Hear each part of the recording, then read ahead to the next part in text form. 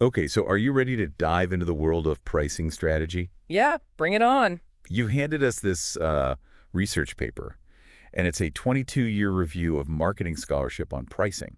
Mm-hmm. It covers a period from like 1995 to 2016, Yeah, and it covers 515 articles from leading journals. it's a lot. It's a lot, yeah. So it really is a deep dive. And I was just thinking, like, we talk about pricing all the time on the show. Yeah. But this is like a deep dive into how academics have been approaching this really crucial aspect of business, It's like a history of pricing research in a way, you know? right? We can track how the thinking has evolved and, what new methods have emerged over the years. And I think this is important for our listeners because, Yeah. this isn't just like dusty theoretical stuff. Right. Understanding how research has evolved can actually give you an advantage, like a leg up in the real world. Yeah, definitely. Well, this deep dive is going to help us understand, where the field is going and maybe even spot some opportunities that others are missing. That's the exciting part to me, seeing the trends and trying to anticipate what's next. Right, like what's coming down the pike, what hasn't been studied yet. Exactly. Okay, so let's jump right into it. One of the things that jumped out at me right away is the sheer dominance of consumer markets, like B2C, Yeah. in this research. 2/3 of the studies focused on B2C. Now, some of that makes sense. There's just so much more data available on consumer behavior compared to business.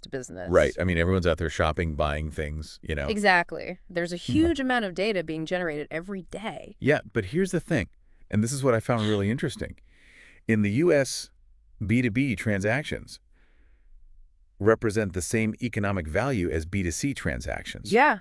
Yet there's this massive research gap. Huge discrepancy. Huge discrepancy. Yeah. And that's got to be a wake-up call for B2B companies, right? Absolutely. Imagine the advantage a company could have if they applied the same data-driven pricing strategies that are common in the B2C world to their B2B transactions. That kind of research-backed approach could be a game changer. It's almost like an untapped market for pricing research. Mm-hmm. And speaking of markets, another trend that the paper highlighted was the rise of research on services. Yeah, as services become an increasingly larger part of the global economy, it's only natural that the research is catching up. Makes sense. But it's not just about pricing basic services anymore. You're talking about the shift toward solutions, right? Exactly. Yeah. Those bundled offerings of both good and services. Right. It's not just the product, it's the whole package. So like software companies, they're not just selling you a program, but they're selling you training. They're selling you support and, updates and all that stuff. Precisely. Think about all the things that go into a complete solution these days. Right. And pricing that is a whole different ballgame. Yeah, because now you're trying to capture the value of both the tangible and the intangible. Right. You have to consider things like customer lifetime value and the ongoing relationship. It's not just a one-time transaction anymore. Exactly. And so it's interesting to think about, as more businesses shift towards this kind of subscription model and this kind of service-based model, Mm-hmm. this is an area of research to pay close attention to. Absolutely. If you're in that world, this is a signal to start thinking about how pricing research is evolving. So we've got B2C dominance and the rise of services. Yeah. But did the research that they covered, did it cover all kinds of pricing strategies equally?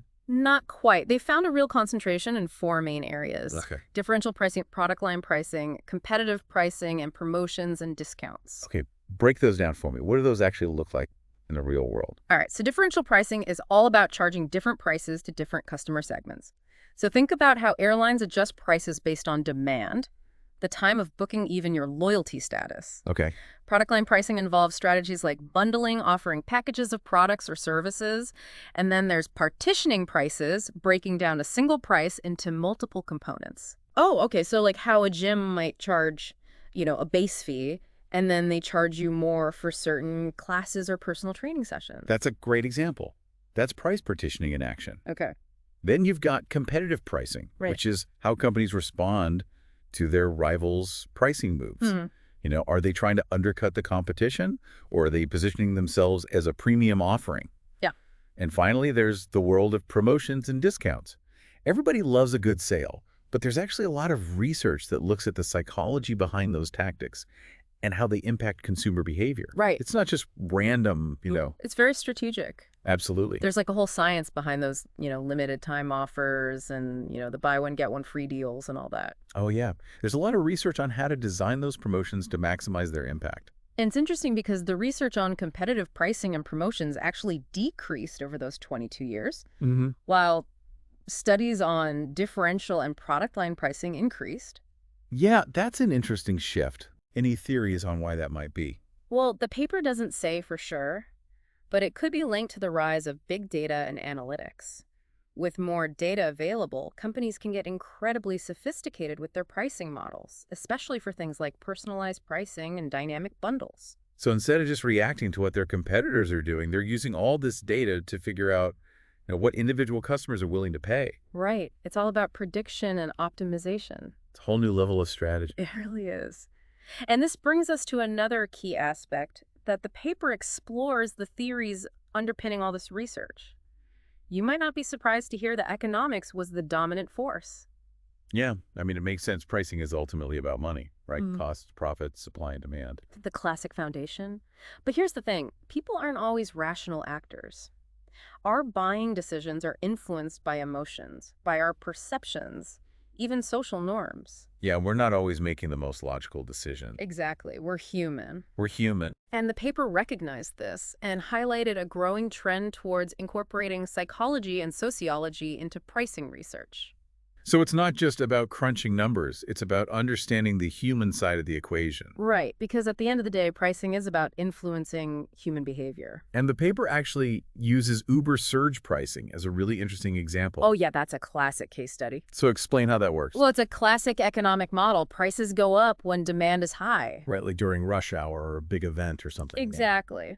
But it triggered a huge backlash from customers who felt like it was exploitative. Yeah, it felt unfair to a lot of people. It did. And it's a perfect illustration of how a purely economic approach can backfire if it ignores customer perceptions of fairness and value. Right. You can have the perfect economic model, but if people hate it, it's not going to work. Exactly. Companies can't just blindly follow those models. They need to balance those rational calculations with an understanding of how their pricing will be perceived by real people. So it's a blend of art and science, right? You need the data and the models, but you also need that human touch, that understanding of customer psychology. That's the sweet spot. And the paper really emphasizes the need for more research that takes this blended approach. Which is good news for anyone who's fascinated by the human side of business like me. Well, you'll be happy to hear then that the paper also highlights a shift towards more empirical research, particularly experiments, to really test these theories in the real world. Okay, so they're not just sitting in ivory towers theorizing about pricing. They're getting out there and seeing how these strategies actually play out in real markets. Precisely. But there's a catch. Most of these experiments are happening in B2C settings using student samples or online platforms. Oh, so back to that B2B data gap we talked about earlier. Exactly. It's just easier to conduct those experiments with consumers. Easier to find people to participate. Right. But the paper argues that we need more of this real-world testing in B2B to really understand what works. So it's almost like a challenge to the research community, right? Like, get creative.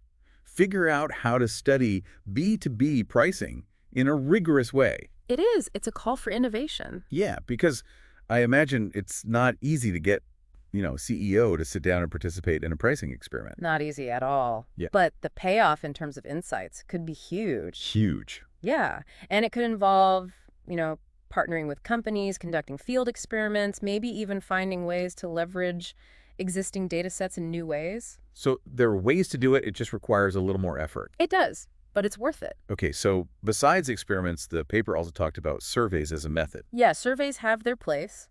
But the authors also emphasize the need for more qualitative research methods like ethnography to really get under the hood of pricing decisions. Okay, I love this idea. Remind me what ethnography is all about. Imagine a researcher embedded in a company shadowing pricing managers, sitting in on their meetings, analyzing their emails and communications.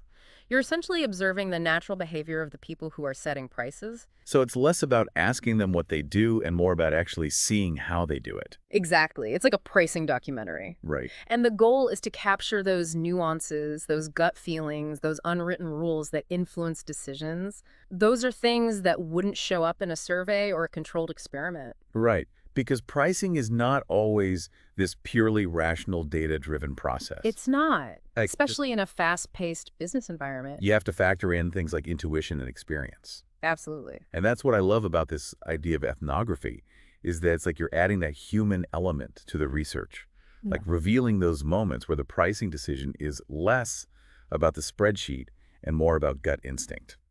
And the paper argues that this kind of research can lead to much richer, more nuanced insights than traditional methods. It makes perfect sense. If you want to understand pricing strategy, you need to understand the people who are creating and implementing those strategies. Speaking of the people behind the pricing, the paper also made a really interesting point about the types of respondents that have been studied in pricing research. And they kind of broke it down into demand-side respondents. So those are your customers, the folks buying the products and services. Right. And then supply-side respondents, which are the companies or the sellers, the ones who are setting the prices. Yeah, that's a key distinction. So on the demand side, you're trying to understand, price sensitivity, perceived value, Yeah, willingness to pay, all that stuff. exactly. You want to know what makes customers tick, how do they respond to price changes, Right. and then on the supply side, you're digging into things like cost structures, profit margins, competitive pressures. How do companies decide what price to charge in the first place? Right. What are their internal processes? And what they noticed was that there was a significant shift in recent research towards studying the customer side, particularly in B2C. Makes sense with all the data that's available. Right. So it's easier to track customer behavior than it is to, get inside a company and see how they're making pricing decisions. Exactly. But it's almost like we're missing half of the story. We are. We know a lot about how customers react to prices, but not as much about how those prices are actually set in the first place. It's like we need more research that flips the script. I agree. Instead of asking, what do customers think? Let's ask, what are companies thinking? What are their goals? What are their strategies? What are their internal processes? We need more research that gets inside the minds of the price setters. Right, because ultimately pricing is an interaction between the buyer and the seller. It's a dance. Yeah, and we need to understand both sides of that dance. Absolutely. So this has been a fascinating overview. Yeah, it's amazing to see how much research has been done on pricing. And I think it's really valuable for our listeners to understand, these trends and these research gaps. Because it can give you a real advantage in the marketplace. Whether you're a business owner trying to optimize your pricing or a consumer trying to make savvy purchasing decisions. It's all about understanding the forces that shape the prices we see every day. And using that knowledge to your advantage. Exactly. So I feel like this paper has given us a really good framework for thinking critically about pricing. I think so too. And maybe even spotting opportunities that others are missing. And with that, I think we've covered the first major section of this research review, but Yeah. we're just getting started. We're just getting started, so stay tuned because in our next segment, we're going to dig even deeper into how those pricing research methods have evolved. We'll get into the nitty-gritty of experiments, ethnography, and all sorts of interesting approaches. We'll do it all. So grab your thinking caps and get ready for part 2 Sounds good. of this deep dive. I'm excited. Me too. All right, let's do it. All right, so we've established, pricing research, this dynamic field that's constantly evolving. Now let's roll up our sleeves and dig into how the actual research itself has changed over time. Yeah. Like how have the methods evolved? Well, the paper traces a definite shift toward more empirical, data-driven approaches. Which makes sense, right?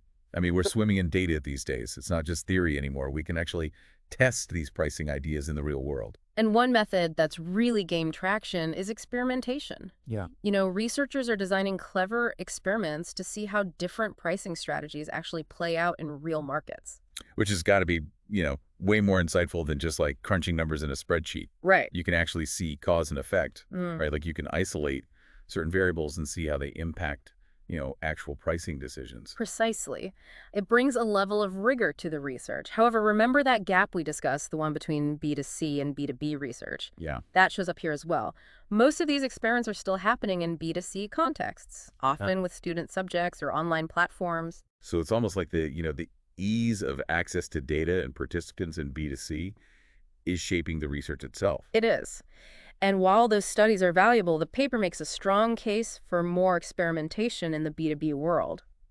That's where things get tricky, though. You can't just round up a bunch of CEOs for a lab study. Right. It's just not that easy. So it almost feels like a challenge to the research community, right? Like a call to innovate, to figure out how to study B2B pricing, in a rigorous way. It is. The paper suggests exploring partnerships with companies, maybe conducting field experiments where you test pricing strategies within actual businesses. So instead of trying to bring the B2B world into the lab, take the lab into the B2B world. Exactly. It would require more effort, more collaboration, but the payoff in terms of insights could be huge for businesses. Huge. Yeah, It's exciting to think about, how creative researchers could get with this. absolutely. So, besides experiments, the paper also talked about, surveys as a common method. Yeah, surveys have their place. But the authors also emphasized the need for more qualitative research methods like ethnography to really get under the hood of pricing decisions. I keep coming back to this ethnography idea because I just find it so fascinating. So paint a picture for me. What would that look like in pricing research? Imagine a researcher embedded within a company, shadowing pricing managers, sitting in on meetings, analyzing their emails and communications. You're essentially observing the natural behavior of the people who are setting prices. So it's less about asking them what they do and more about actually seeing how they do it. Exactly. It's like a pricing documentary. Right. And the goal is to capture those nuances, those gut feelings, those unwritten rules that influence decisions. Those are things that wouldn't show up in a survey or a controlled experiment. Right, because pricing isn't always, this purely rational, data-driven process. Especially in a fast-paced business environment. Right. You have to factor in things like intuition and experience and all that. Right. And I think that's what I love about this idea of ethnography is that it's almost like you're adding that human element to the research, like revealing those moments where the pricing decision is less about the spreadsheet and more about gut instinct. And the paper argues that this kind of research can lead to much richer, more nuanced insights than traditional methods. It makes perfect sense. If you want to understand pricing strategy, you need to understand the people who are creating and implementing those strategies. Exactly. Speaking of the people behind the pricing, the paper also made this really interesting point about the types of respondents that have been studied in pricing research. And they kind of broke it down into, demand-side respondents. So it's your customers, the folks buying the products and services. Right, people on the receiving end of the price. And then supply-side respondents, which are the companies or the sellers, the ones who are setting the prices. Yeah, that's a key distinction. So on the demand side, you're trying to understand, price sensitivity, perceived value, willingness to pay, all that stuff. Exactly. You want to know what makes customers tick? How do they respond to price changes? What are their thresholds? Right. And then on the supply side, you're digging into things like cost structures, profit margins, competitive pressures, all the things that companies have to consider when they're setting prices. Right. How do they actually decide what price to charge in the first place? And what factors are they prioritizing? Are they focused on maximizing profits or maybe gaining market share? Right. And what they noticed was that there was this significant shift in recent research towards studying the customer side, particularly in B2C. Makes sense with all the data that's available on consumer behavior these days. Right. So it's easier to track customer behavior than it is to, get inside a company and see how they're making those pricing decisions. Exactly. And it's also easier to recruit consumers for studies and experiments. Right. But it's almost like we're missing half of the story. Yeah, we're missing the company side. We are. We know a lot about how customers react to prices, but not as much about how those prices are actually set in the first place. It's like we need more research that flips the script. I agree. Instead of asking, what do customers think? Let's ask, what are companies thinking? What are their goals? What are their strategies? What are their internal processes? We need more research that gets inside the minds of the price setters. Right, because ultimately pricing is an interaction between the buyer and the seller. It's a dance. Yeah, and we need to understand both sides of that dance. Absolutely, to really understand how it works. This makes me think about how much pricing is framed as this, adversarial thing. Like the customer is trying to get the lowest price, the company's trying to maximize profit. Yeah, it's often seen as a zero-sum game. But isn't there a more collaborative way to look at it? Yeah. Where both sides are trying to find a price that creates value? That's a great point, and maybe that's where this research can lead us. By understanding both the buyer and the seller, their motivations, their constraints, we can start to design pricing models that are more win more about creating value for everyone involved. Okay, so we've covered a lot of ground here. From the evolution of research methods to this need for a more balanced perspective on pricing. What would you say are some of the biggest takeaways for our listeners so far? I think the key takeaway is this pricing is much more than just slapping a number on a product or service. It's a complex process influenced by a multitude of factors, both rational and emotional, both internal and external to the company. And the research methods used to study pricing are also evolving, becoming more data-driven, more nuanced. Right. We're getting better at understanding how pricing works, but there's still so much more to learn. Especially in the B2B world, and when it comes to understanding that decision-making process within companies. Which is why it's so important for anyone who's involved in pricing, whether you're setting prices or responding to them, to be aware of these trends, Yeah. these gaps in our knowledge. It can give you a real edge in the marketplace. It's all about staying ahead of the curve. Right. Because ultimately, the more we understand about pricing, Yeah. the better equipped we are to navigate this complex world and make decisions that benefit everyone involved. And speaking of complex, we can't wrap up this deep dive without addressing the elephant in the room, the rise of AI and its potential impact on pricing. That's where we're headed next. So buckle up.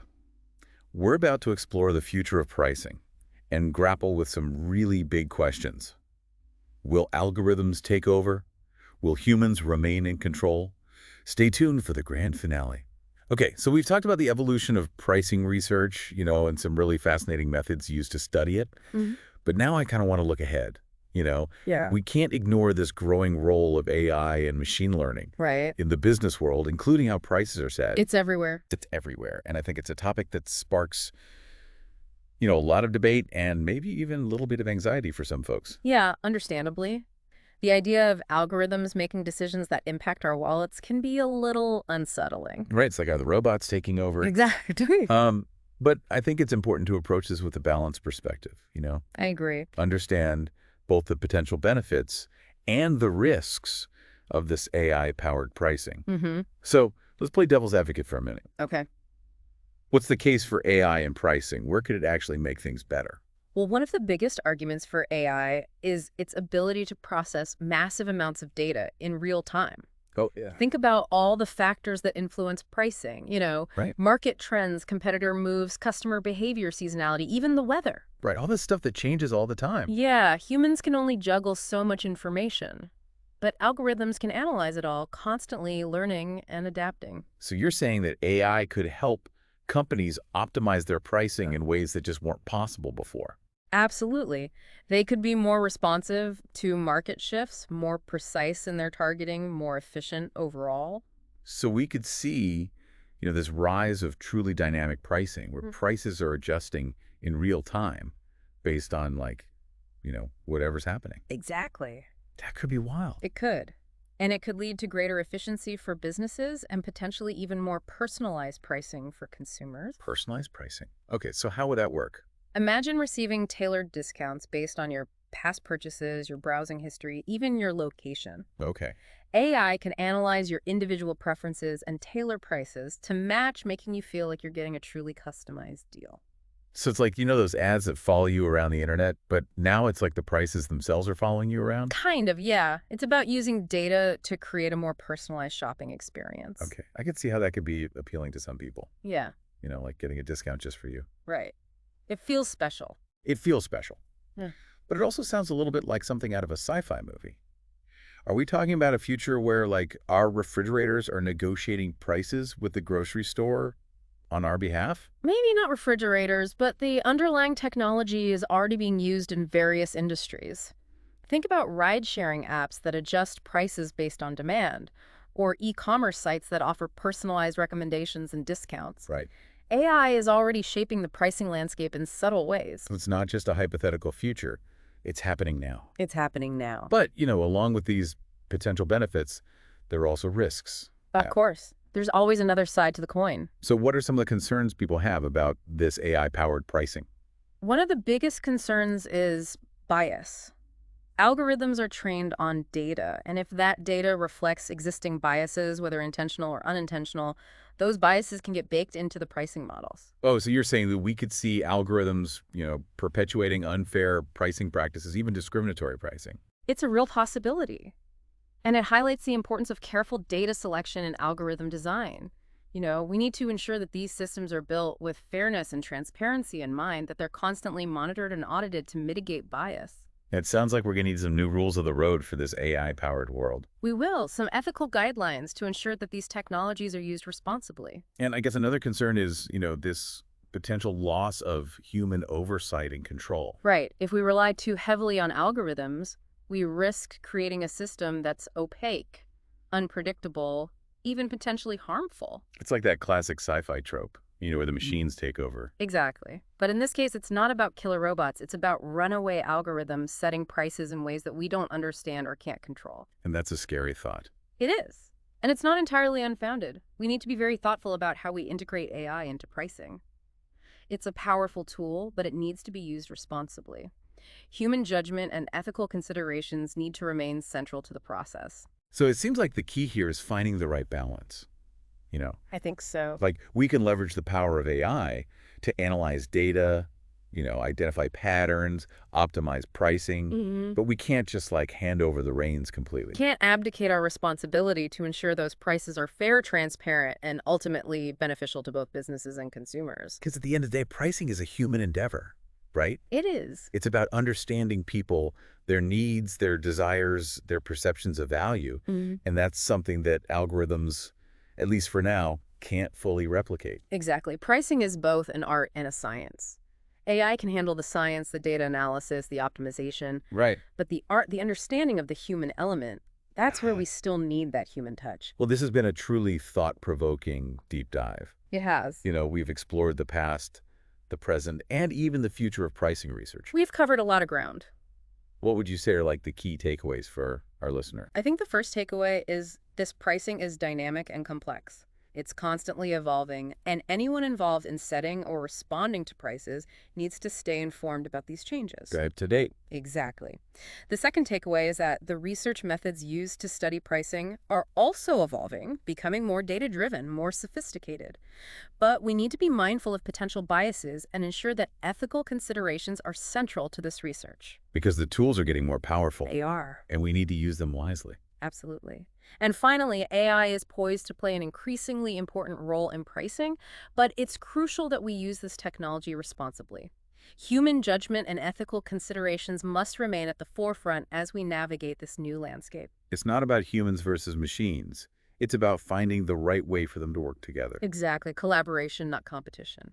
Well, it's been a fascinating journey, through the world of pricing strategy research. We've covered a lot of ground. But I feel like we've only just scratched the surface. There's always more to explore. There's so much more to explore, so much more to learn. And that's the beauty of it. The world of pricing is full of challenges and opportunities. By staying curious, by asking questions, by embracing new knowledge and technologies, we can continue to unlock the secrets of this fascinating field.